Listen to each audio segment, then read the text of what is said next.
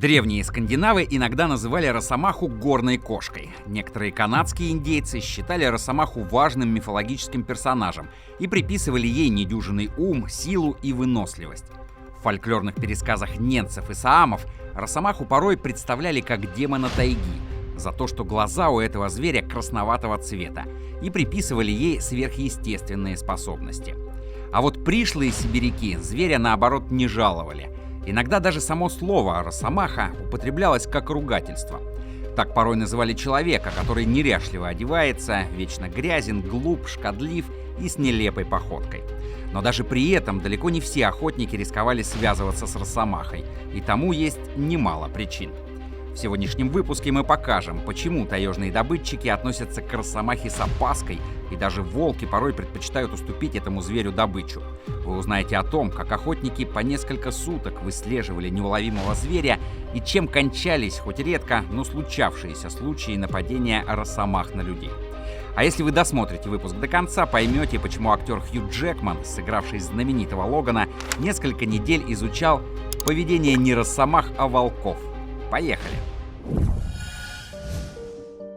Этот зверь, напоминающий одновременно барсука и небольшого медведя, славится не только своей невероятной силой и выносливостью, но и поистине ненасытной жадностью. Росомаха не оставит ни кусочка добычи и ради еды готов сражаться даже с более крупными хищниками. Росомаха — это гигантская куница, хотя своим обликом больше напоминает маленького медведя. Самый крупный представитель семейства — промысловый вид. Масса самцов в зимний период достигает 21,5, самок почти 17 килограммов. Но даже несмотря на относительно небольшие размеры, росомаха может легко убить животное, которое в несколько раз больше нее. Да и для человека этот зверь может быть опасен. Но, как правило, только если тот сам спровоцирует нападение. Главное оружие росомахи — мощные челюсти с невероятной хваткой. По силе сжатия она уступает только гигантам вроде медведей и гиен, но среди животных ее размеров она настоящий рекордсмен.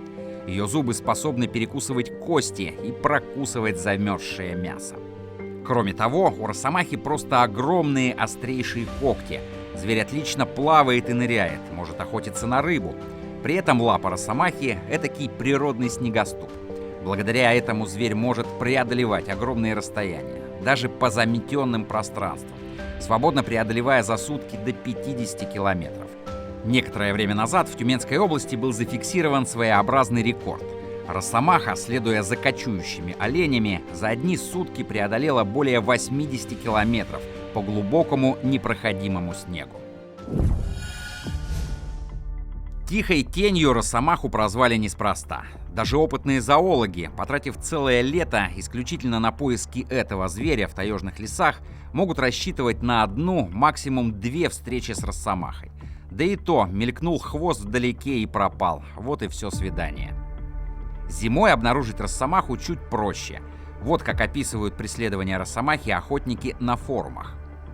Как ни хитер зверь, а следы на снегу заметать не научился. Только вот угнаться за ним не получится. Шум снегохода разгонит не только росомах, но и других, менее осторожных обитателей тайги. На лыжах же гоняться за ней бесполезно.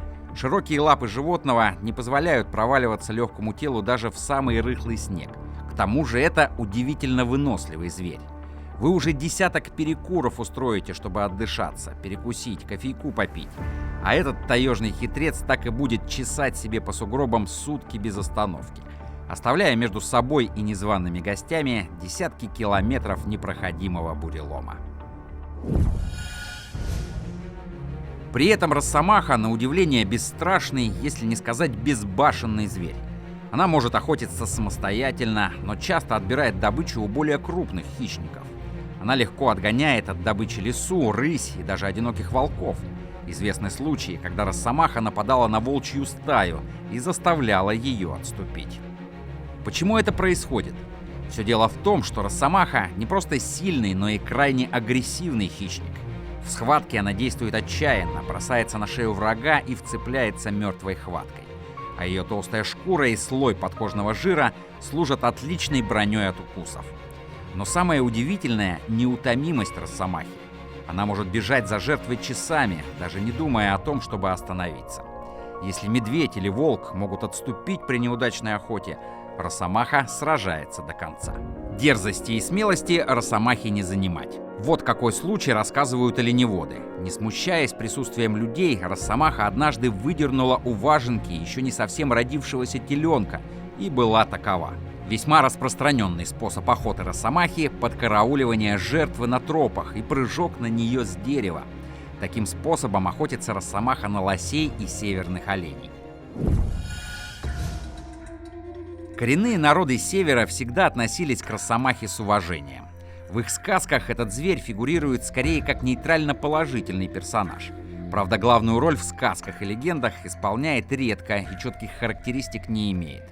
Судя по всему, даже коренному населению росомаха так и не открыла всех своих тайн. В старину росомахе приписывали сверхъестественные свойства. Считалось, что раз в 4 года медведица рожает детеныша, который не может вырасти большим. Это и есть росомаха. Суеверие возникло, скорее всего, из-за того, что найти логово росомахи очень трудно. Кстати, у некоторых коренных жителей до прихода русских шкуры росомахи ценились гораздо выше собольих. Дело в том, что мех этого животного обладает бесценным качеством.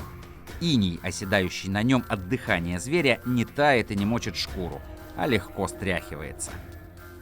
Кстати, таинственность росомахи однажды привела к курьезу. Актер Хью Джекман, сыгравший Логана, не знал, что это животное существует в реальности. В одном из интервью он признался, что при работе над ролью росомахи 2 недели исследовал поведение волков. А на этом наш выпуск подошел к концу, дорогие друзья. Спасибо вам за просмотр. Но прежде чем мы попрощаемся с вами, расскажите, доводилось ли вам встречаться с росомахой? А может быть, вы даже добывали этого зверя? Обязательно расскажите об этом в комментариях. Не забудьте поставить лайк, если выпуск вам понравился. Подпишитесь на наш канал, если вы еще не подписаны, и активируйте колокольчик, чтобы не пропустить ничего интересного. А с вами был канал Ямал Медиа. До новых встреч!